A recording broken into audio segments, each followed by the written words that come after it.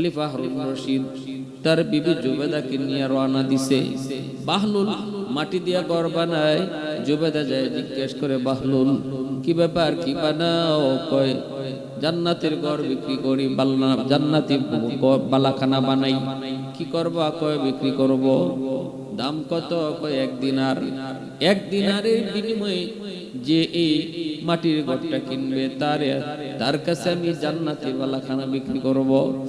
এই কথা বলা মাত্রই জুবেদা সে দরবেশ বাহলুল দরবেশের কাছ থেকে ওই বালাখানাটা কিনতে চায়।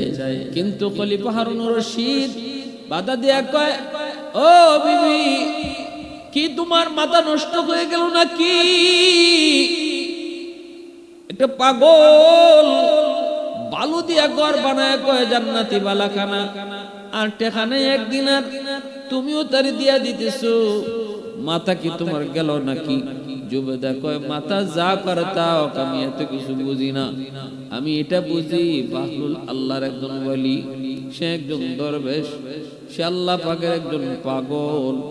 যদি আমি পাই তো পাইলাম, না পাইলে নাই, টাকা একটা গেল তো কি হইল? তবে আমার মন বলে গো, সে আল্লাহর যেমন প্রেমিক, তার কথা কখনো মিথ্যা হতে পারে না। হারুন রশিদ সে তখন আর কি করবে, চলে গেল বিবিকে নিয়ে। রাতের বেলা ঘুমাইছে, স্বপ্নে দেখি কিয়ামত কায়েম হয়ে গেছে। জান্নাতের ভিতর দিয়া খলিফা হারুন রশিদ ঢুকতেছে। হঠাৎ করে দেখে একটা আলিশান বাড়ি, দামি দামি পাথর। পাশে যে দেখতে পেল ওই গেটের মধ্যে তার বিবি জুবেদার নাম লেখা। ঢুকতে চায়, দারোয়ান তারে ঢুকতে দেয় না। এ বেটা, ঢুকতে দাও না কেন? এটা তো আমার বিবি জুবেদার বাড়ি দেখা যায়। কয়, বিবি আর বিবি, দুনিয়ার বিবি, পরকালে বিবির পরিচয় দিও না। এই বাড়ি যা, আর সে আসলে তার বাড়িতে ঢুকতে পারবা, এর আগে তার অনুমতি ছাড়া কেউ বাড়িতে ঢোকার সুযোগ নাই। ঘুম ভেঙে গেল বাদশার, জড়া ধরছে বিবিরে, বিবি গো, স্বপ্নে দেখলাম কিয়ামত কায়েম হয়ে গেছে, জান্নাতের ভিতর দিয়ে ঢুকতেছি, তোমার ঘরে ঢুকতে চাইলাম, এত সুন্দর একটা ঘর, দারোয়ান আমাকে ঢুকতে দিল না। এমন কি আমল তুমি করো যে আমলের কারণে জান্নাতে বাড়ি পাইলিছো? জুবেদা কয়, আমার কোনো আমল নাই, তবে মনে পড়েনি দিনে বাহলুল দরবেশের কাছ থেকে একটা জান্নাতি বালা কিনছিলাম 1 দিনার দিয়া, মনে আসেনি? তুমি আমারে ধমক দিছিলা, মন্দ বলেছিলাম, মনে আসেনি? কয়, হ। আমার মন বলে ওই 1 দিনার দিয়া এই জান্নাতি বাড়িটাই কিনছি যেটা তুমি স্বপ্নে দেখছো। কে সেই বালক, কি জবাব দিতে চায় একটু কও। সবাই জানতে চায়। বালকটা তখন বলতেছে, জাহাপনা, আমি আপনার কাছ থেকে কয়েকটা জিনিস জানতে চাই। প্রথম নম্বর হলো, আপনি যে বললেন আপনি জান্নাতি না জাহান্নামী, একটু প্রশ্নের জবাব দিব, পরে আগে বলেন প্রশ্নকারী দামি নাকি জবাবদাতা দামি? খলিফা হারুন রশিদ পরিষ্কার বলে দিলেন, স্বাভাবিকভাবেই তো জবাব যে দেয় সে দামি হয়। 9 বছরের বালক, মাদ্রাসায় পড়ুয়া বালক, তালেবে ইলম। তখনই বাদশাকে ডাক দিয়ে বলতেছে, বাদশাহ, এমনই যদি হয় তাহলে আমাকে আপনি আগের সিংহাসনে বসান, আপনি নিচে নামেন। বাদশাহ, তিনি তো আর দুনিয়াদার কোনো বাদশাহ ছিলেন না, এজন্য ওই তালেবে ইলমের কথায় তিনি রাগ করেন নাই, বরং খুশি খুশি বলছেন, ঠিক আছে, সিংহাসনে বসো। ছোট্ট 9 বছরের বালককে সিংহাসনে বসায় দেওয়া হলো, আর খলিফা নিচে বসলেন। এরপরে ওই অবস্থায় ছোট্ট বালক বুঝায় দিল, আল্লাহর কোরআনের নূর যার সিনার ভিতরে থাকে সে সব সময় দামি হয়। মানুষ দামি হয় সম্মানের দ্বারা, সম্মানী হয় টাকার দ্বারা নয়, বংশের দ্বারা নয়, ক্ষমতার দ্বারা নয়, চারের দ্বারাও নয়। মানুষ সম্মানী হয় কোরআনের নূর যার সিনার ভিতরে আছে, এই নূরের দ্বারা মানুষ সম্মানী হয়। আল্লাহ পাক বলেছেন, ইন্না আকরামাকুম ইনদাল্লাহি আতকাকুম। আল্লাহ পাক বলেন, ও দুনিয়ার মানুষ, ইয়া আইয়ুহান নাস ইন্না খলাকনাকুম মিন যাকারিন ওয়া উনসা ওয়াজআলনাকুম শুউবান ওয়া ক্বাবাইলা লিতাআরাফু। আল্লাহ বলেন, জাতে বিভিন্ন গোষ্ঠীতে বিভিন্ন বংশে তোমাদেরকে আমি আল্লাহ সৃষ্টি করেছি। এটা সম্মানের মাপকাঠি নয়, এটা শুধুমাত্র তোমাদের পরিচয়ের সুবিধার্থে। কে কোন কোন গোষ্ঠীর, কে কোন দেশের, এটা শুধু তোমাদের পরিচয় করার সুবিধার্থে। বাকি তোমাদের ভিতরে কে সম্মানী, এটা বংশের দ্বারা নয়, টাকার দ্বারা, পয়সার দ্বারাও নয়, তাকওয়ার দৌলতের দ্বারা মানুষ সম্মানী হয়, আল্লাহর কাছে দামি হয়। ছোট্ট 9 বছরের বালক খলিফা হারুন রশিদকে বুঝায় দিল, ভালো করে বুঝায় দিল, কোরআনের নূর যার সিনার ভিতরে থাকে সেই দামি হয়, সেই সমাজে দামি হয়। অতএব একজন আলেম তালেবে এলেম, মাথায় তার কম দামি টুপি থাকতে পারে, পরনে তার কম দামি জুব্বা থাকতে পারে। এই মাদ্রাসার ছাত্রটা যে হাফেজ হইতেছে, যে আলেম হইতেছে, সে আল্লাহর কাছে একজন চেয়ারম্যানের চেয়েও বহু দামি, এমপির চেয়েও সে আল্লাহর কাছে দামি। এমনকি সমাজের সকল মানুষের চেয়েও একজন হাফেজে কোরআন, একজন আলেম শুধু না, আলেম হইতেছে তালেবে ইলম, তার মর্যাদাও সবার চেয়ে বেশি। এই সম্মানটা আমরা জোর করে আনছি, এই সম্মানটা যুদ্ধ করে মারামারি করে আনছি। উলামায়ে কেরাম কি সম্মান বুটাবুটি করে কেউ ফাঁস করে দিছে এমনও না। এই সম্মানটা আল্লাহর নিজের দেওয়া।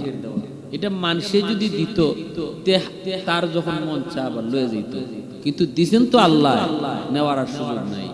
যেন দিছেন এই নিয়ে আবার মন চাইলে নিতা, অতএব কারাকারির লাভ নাই।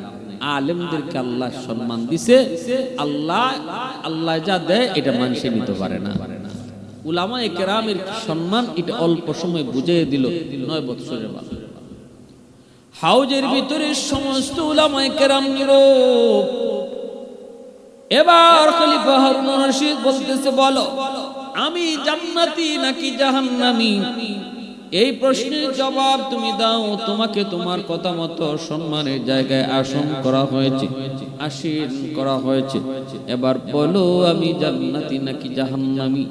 এই কথা বলা মাত্র 9 বছরের বালক বলতেছেন, বাদশা জাহাপনা, আমি আপনার কাছে জানতে চাই গো, আপনি কি কখনো সুন্দরী রূপসী নারী দেখার পরেও আল্লাহর ভয়ে এই সুন্দরী রূপসী নারী থেকে চোখ ফিরাইছেন?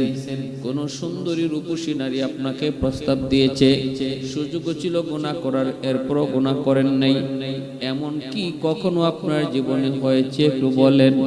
খলিফা হারুন রশিদ কয়, একবার দুইবার নয়, এমন বহুবার হয়েছে, এমন বহুবার হয়েছে। রূপসী সুন্দরী সুরসী আমাকে প্রস্তাব দিয়েছে, সুযোগ ছিল, কেউ দেখতো না, অন্যায় করলে, অপরাধ করলে, এরপরও আমি আল্লাহর ভয় করি নাই। একবার নয়, দুইবার নয়, এমন বহুবার হয়েছে গো। এই কথা শোনা মাত্রই 9 বছরের বালক তখন আল্লাহর কোরআনের আয়াত দিয়ে দলিল দেয়, ওয়া আম্মা মান খাফা মাকাম রাব্বিহি ওয়া নাহান النفس عن الهوى فإن الجنة هي المأوى।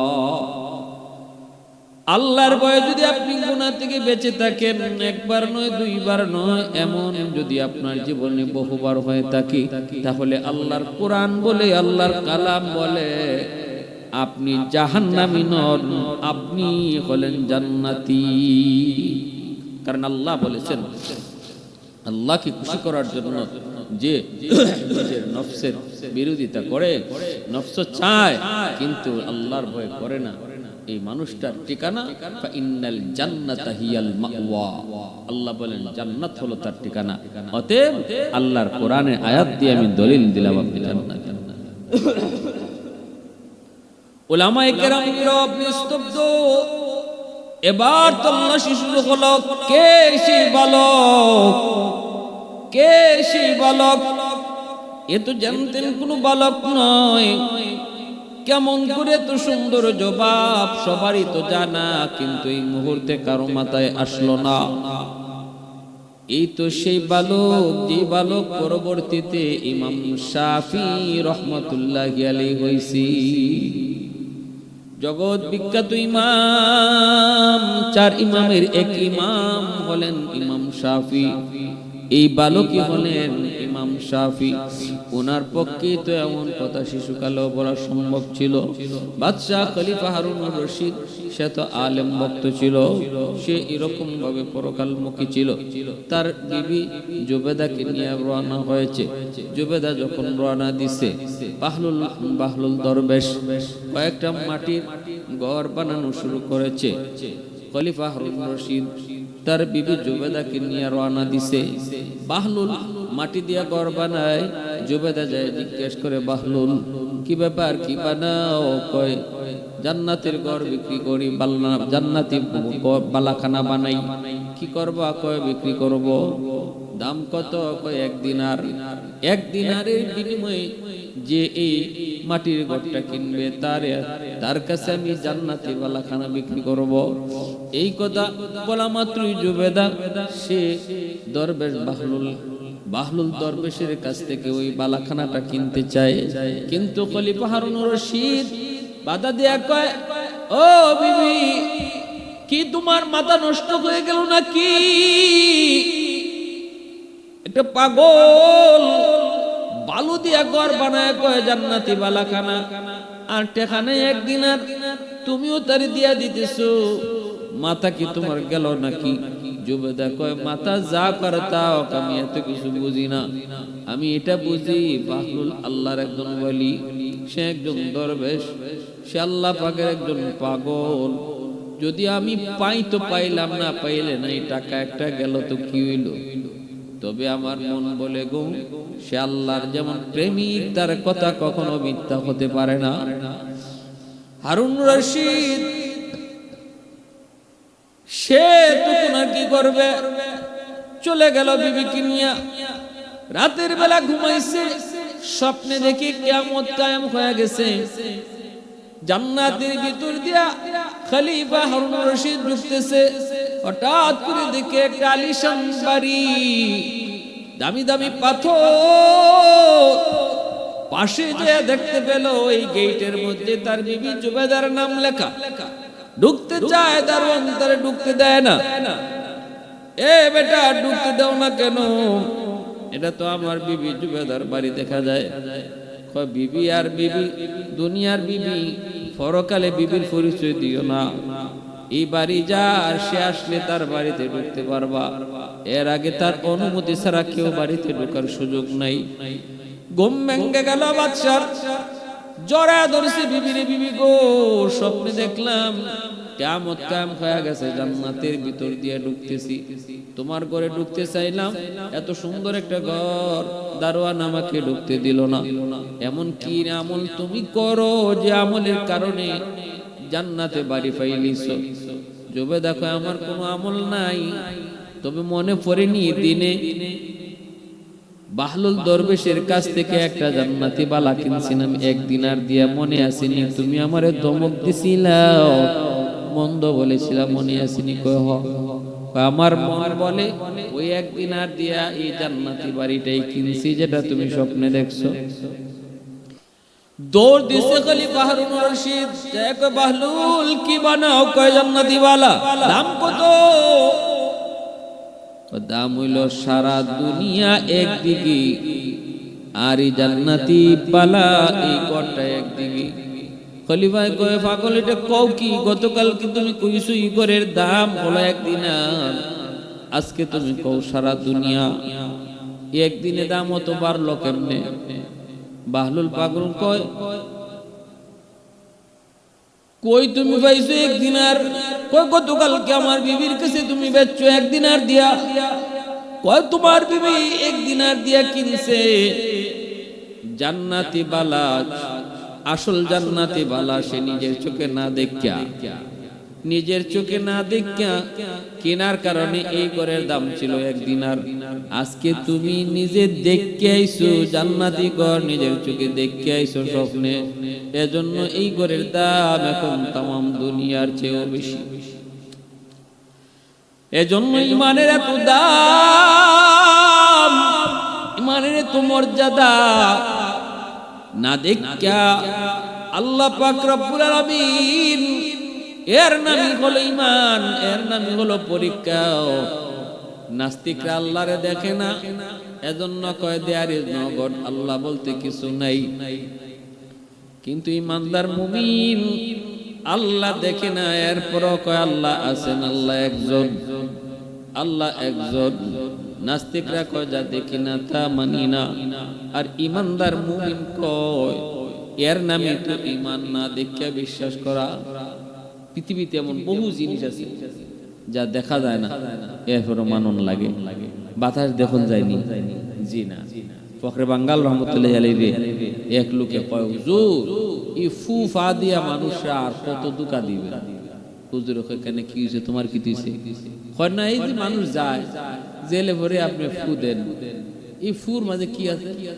একটা বাতাস ছাড়ে, এই দুকা কতদিন দিবে? ফখরে বাঙ্গাল রহমতুল্লাহ আলাইহি কয় তুমি এটা বুঝবা কেমনে? তোমার তো বাপের ঠিক নেই, তোমার তো জন্মের ঠিক নেই, তুমি বুঝবা কি করে? হ্যাঁ তো গরম একদম ভায়া, নাক মুখ লাল হয়ে গেছে। আল্লাহর ওলির ধমক মানে বয়ে দিব, হাত উঠে বলছে, মানুষকে থামাইছে, এ বেটা কার গায়ে হাত তুলে? বলে কেন হাত উঠাইব না তো কি? হুজুরে কি কইছে বলছো নি আমারে? কি কইছে? জিগা হুজুরে কি কইছে? হুজুর কি কইছেন তারে? আল্লাহর ওলি কয় না না, আমি তো তারে বেশি কিছু কই নাই, আমি তারে একটা প্রশ্নের জবাব দিছি, একটা জিনিস বুঝে না এটা তারে বুঝাইছি। বলে কি তা বুঝে না? কয় হ্যাঁ, কয় যে জিনিস দেখি না এটা মানি না। ওই যে আমরা ফু দেই, এই ফুর মাঝে বলে কিছু আছে, এটা হে বুঝে স্বীকার করে না, কারণ এটা তো দেখা যায় না। এজন্য এই ফু ফারে বর্ণামি করে, এটা তারে আমি বুঝাইছি। কেমনে? কই যে ফু দিলে যদি কিছু না হয়, আমিও যে তারে এখানে মারলামও না, ধরলামও না, শুধু একটা গালি দিলাম। কি তোর জন্মে ঠিক নাই, জন্মে ঠিক নাই, একটা গালি, একটা বাতাস। এই বাতাসে যদি তার চেহারা লাল বানায় দেয়, এই বাতাসে যদি তার বডিরে ফুলাইয়া দেয়, তাহলে বাতাসেও যে কাম হয় এটা বুঝাইবার লাগে আমি তার একটা গালি, আর কিচ্ছু না। আমরা যে ফু দেই এটা আল্লাহর কালাম করে একটা বাতাস, আর আমি যে তার এখন গালি দিছি এটা নাপাক একটা বাতাস ছাড়ছে। নাপাক বাতাসে যদি ইজাত কাম হইতে থাকে, ফাঁক বাতাসে কি জাত কাম হইতে পারে এটা বুঝাইবার লাগে তারে আমি।